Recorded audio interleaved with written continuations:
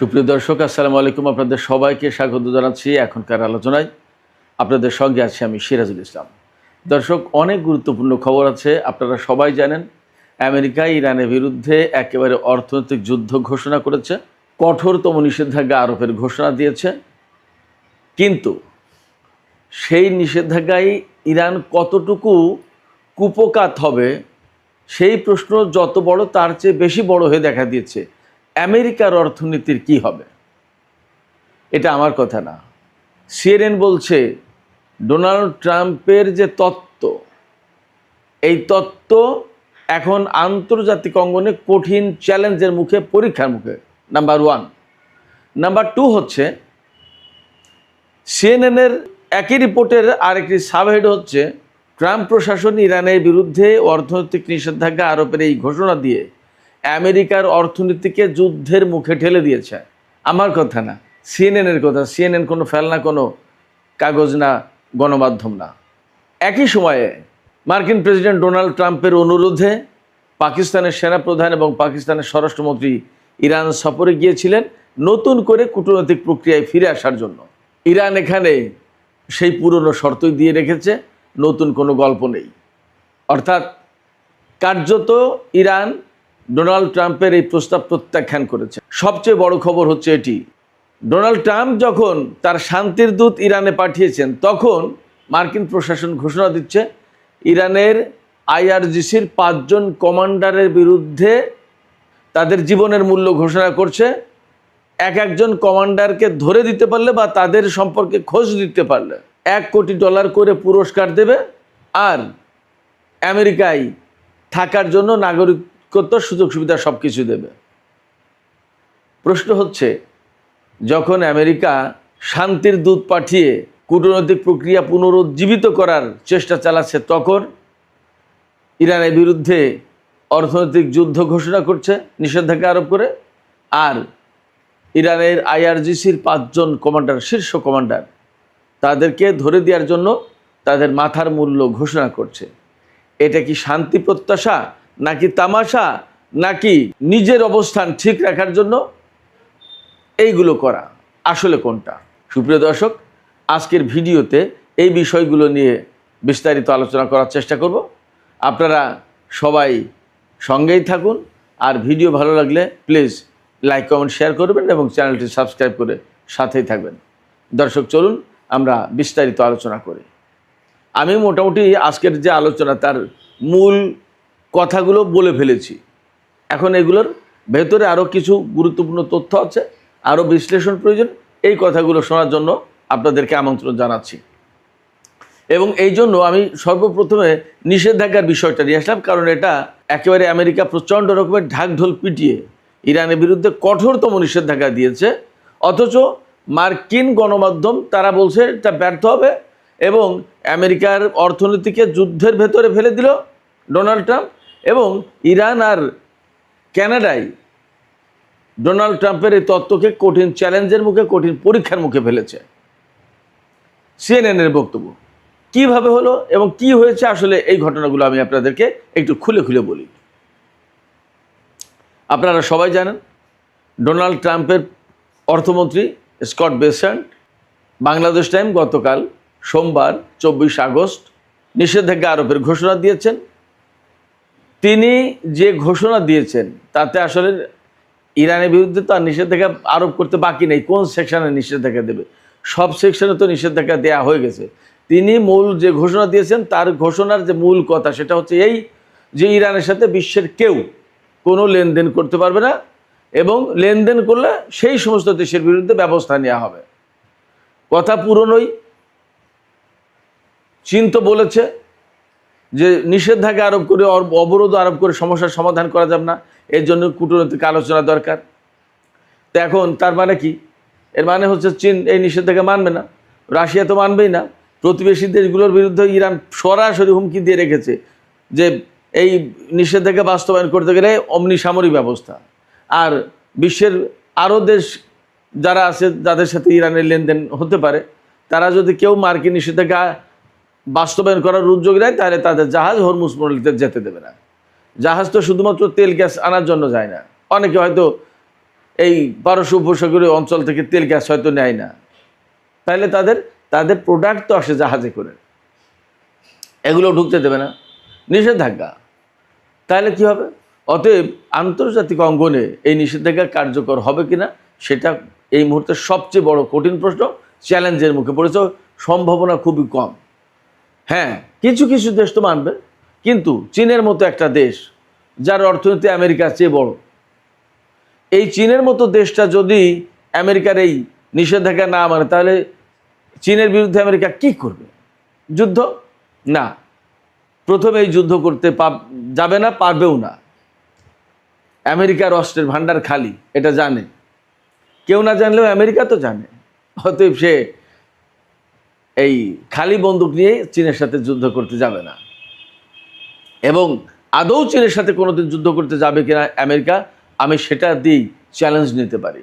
কারণ আমেরিকা ইরানকে মোকাবেলা করতে যেভাবে হিমশিম খেয়েছে, চীন তার চেয়ে কয়েক গুণ শক্তিশালী, সম্ভব না। এবং প্রযুক্তিগত দিক দিয়ে ইরানের চেয়ে এগিয়ে চীন, এটা বাস্তবতা। তাহলে যুদ্ধের প্রশ্ন নেই। এখন চীন যদি জোর করে তার জাহাজ পাঠিয়ে ইরান থেকে তেল আনে, তাহলে আমেরিকা কি করবে?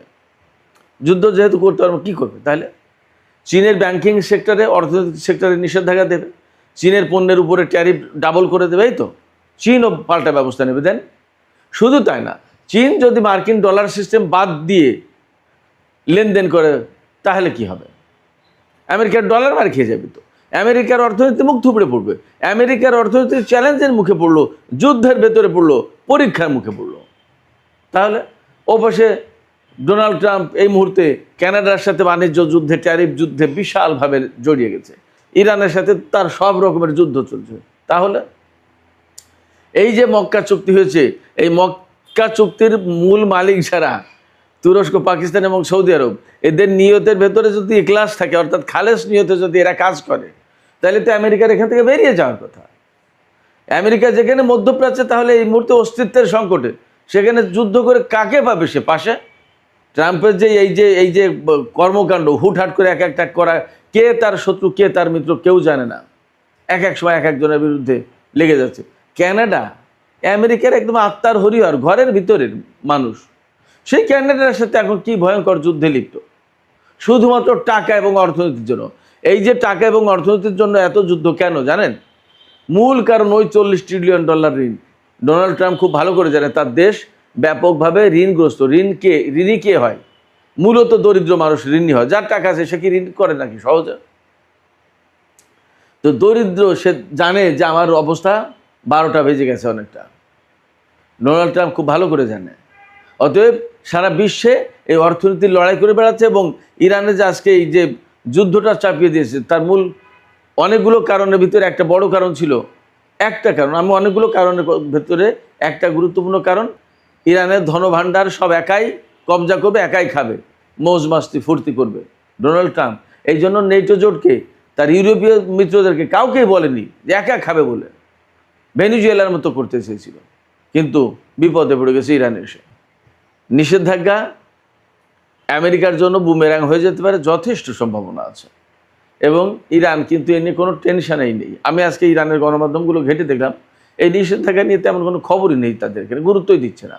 গুরুত্ব না দেওয়ার কারণ তারা জানে খুব ভালো করে, কিভাবে আমেরিকার নিষেধাজ্ঞা মোকাবেলা করতে হয় সেটা জানে, আমেরিকার সামরিক বাহিনীকে কীভাবে মোকাবেলা করা হয় সেই কৌশলই তো তারা এখন মুখস্থ করে ফেলেছে, আর কি। এবং ফ্যাক্ট হচ্ছে কি, ডোনাল্ড ট্রাম্প আগের বার ক্ষমতায় এসে ইরানের বিরুদ্ধে ম্যাক্সিমাম প্রেশারের তত্ত্ব দিয়েছিল, যে চরম একদম সর্বোচ্চ চাপ প্রয়োগের নীতি গ্রহণ করতে হবে, 1 ফুটা তেল ইরান বিক্রি করতে পারবে না, এই নীতি গ্রহণ করেছিল আগের বার ডোনাল্ড ট্রাম্প ক্ষমতায় এসে। এবার কঠোরতম নিষেধাজ্ঞা, ইকোনমিক ডোমসডে, মহাপ্রলয়।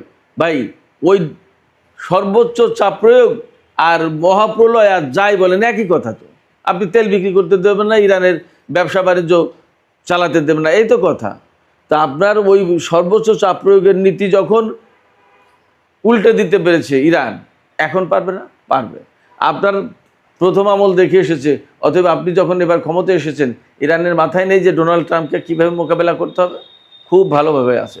অতএব আমেরিকা ইরানের বিরুদ্ধে যে যুদ্ধ করছে, বাণিজ্য যুদ্ধ বা অর্থনীতির যে যুদ্ধ শুরু করলো, এই যুদ্ধে আমেরিকা ক্ষতিগ্রস্ত হবে।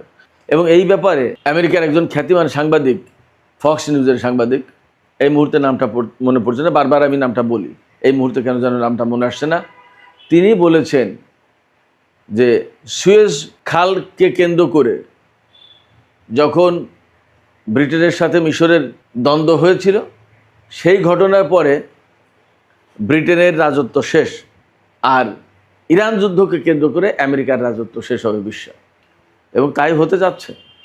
সুপ্রিয় দর্শক, এই যে অর্থনীতির যুদ্ধ, এর সাথে আমেরিকা আরও কী কী করলো খেয়াল করেন। আমি দুটো বিষয় তুলে ধরছি। পাকিস্তানের সেনাপ্রধানকে ডোনাল্ড ট্রাম্প ফোন করেছেন এবং তাকে ইরানে যেতে বলেছেন যে আপনি একটু যান, আবার ইরানকে কূটনীতির প্রক্রিয়ায় ফিরে আনেন, তা না হলে তো ঝামেলা। কেন ঝামেলা? আমি আবারও বলি, সামনে মিড টার্ম ইলেকশন নভেম্বরে, অথচ পররাষ্ট্রনীতির ক্ষেত্রে ডোনাল্ড ট্রাম্পের কোনো অ্যাচিভমেন্ট নেই। দেশের ভেতরে তেলের দাম, গ্যাসের দাম, পণ্যমূল্যের ঊর্ধ্বগতি, সমস্ত সব কিছুই হয়েছে, এবং বেশ বহু সংখ্যক সেনা মারা গেছে, বিপুল অর্থনীতির ক্ষতি হয়েছে ইরানের সাথে যুদ্ধ করতে এসে, এবং ভেনিজুয়েলার প্রেসিডেন্ট এবং তার স্ত্রীকে রাতের আধারে জোর করে ধরে এনে আমেরিকার কারাগারে রাখা, এই বিষয়টাকে বিশ্ববাসী ভালোভাবে দেখছে না। এগুলো সবই অন্যায়, আগেও অন্যায় করেছে, কিন্তু এগুলো যে অন্যায় এখন আস্তে আস্তে আস্তে আস্তে তো অনেকে পরিষ্কার করছে। স্পেনের মতো দেশ, অনেক দেশই তো আমেরিকার বিরুদ্ধে সরাসরি অবস্থান নিয়েছে। কেন? এই সমস্ত অন্যায় দেখতে দেখতে দেখতে দেখতে এরা একটা পর্যায়ে এসে বুঝেছে যে এত অন্যায়ের সমর্থন করা যায় না। আজকে ক্যানাডার সাথে বাণিজ্য যুদ্ধ আমেরিকার, আপনারা চিন্তা করতে পারছেন কি অবস্থা? এই অর্থনৈতিক খারাপ অবস্থা, নির্বাচনী বৈতরণী পার হওয়ার চেষ্টা, তার রাজনীতি, তার ক্ষমতাকে ঠিকঠাক রাখা, এগুলো করার জন্য পাকিস্তানের সেনাপ্রধানকে ইরানে পাঠিয়েছেন, এবং এই বার্তা দিয়ে যাতে ইরান আবার আলোচনায় ফিরে আসে। আলোচনায় ফিরে আসলেই তেলের দাম কমবে। আলোচনায় ফিরে আসলে হয়তো কিছু কিছু শর্ত মেনে নেবে আমেরিকা এই 2 মাস 2.5 মাসের জন্য, তারপরে আবার যা করা তা করবে। তাহলে কি দাঁড়ালো? এইটা টার্গেট।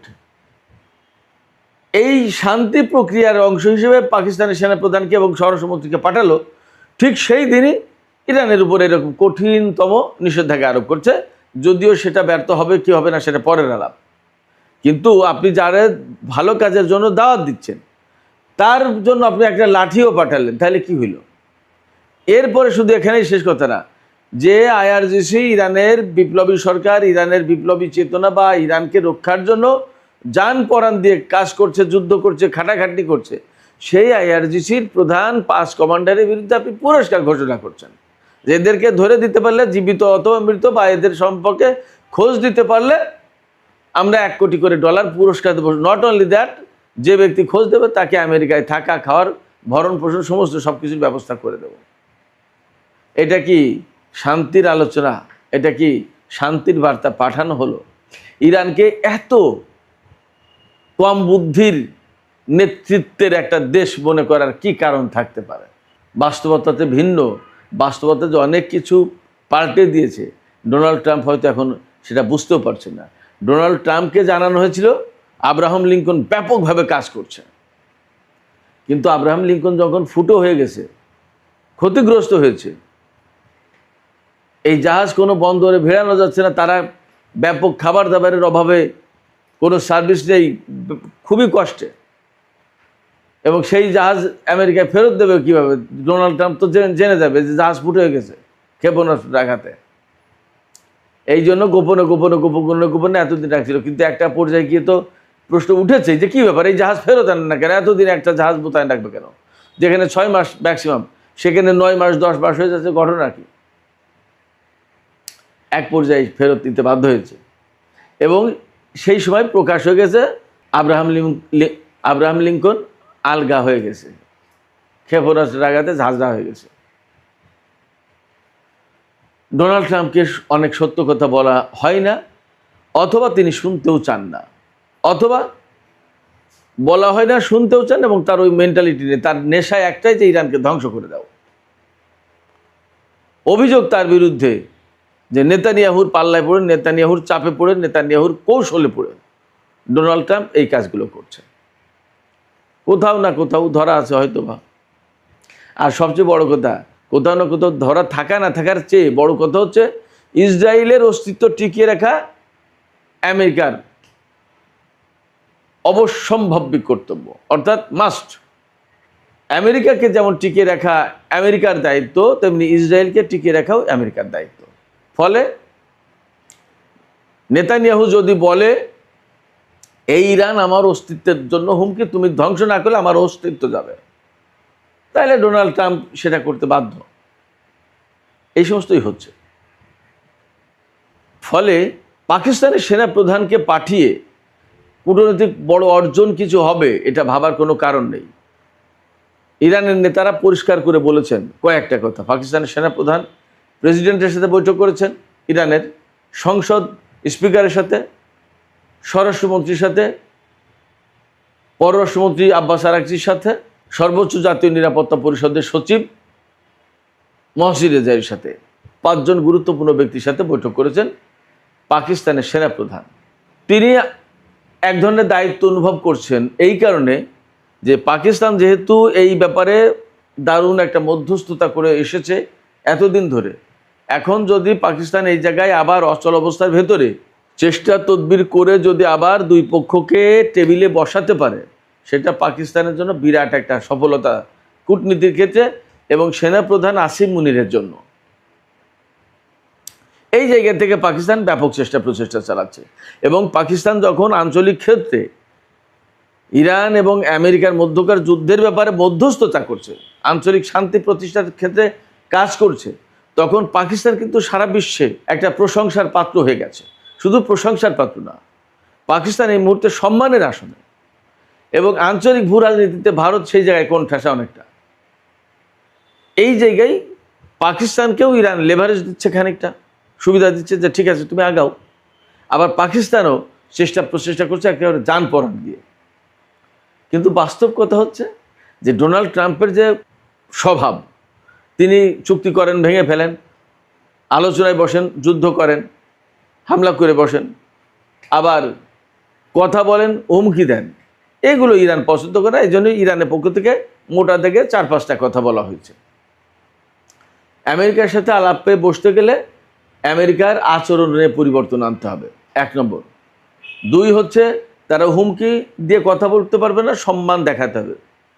ইসলামাবাদ সমঝোতা স্মারক যেটা সই হয়েছিল পাকিস্তানের উদ্যোগে, পাকিস্তানের মধ্যস্থতায়, সেই সমঝোতা স্মারকে আমেরিকা ফিরে আসবে এবং ওই সমঝোতা স্মারক বাস্তবায়ন করবে।